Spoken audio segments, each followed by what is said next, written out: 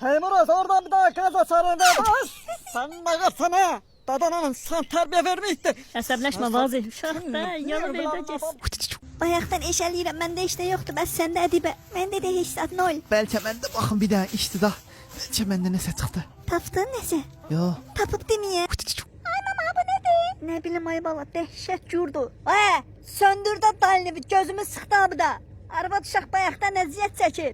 50 də problemoz var, gelin ondan sonra işıqlandırın.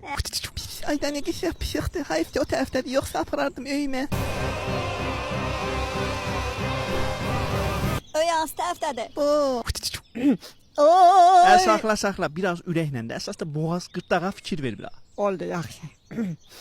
Nə bəsdir. Dəyin gör ağa.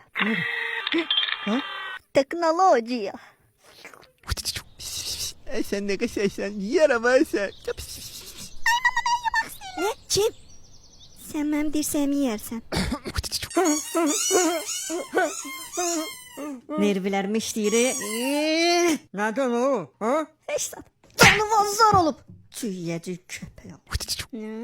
Abına bax da. Mən bütün gün işləyim, abda uzanım, oxusun. Bas. Bas bana.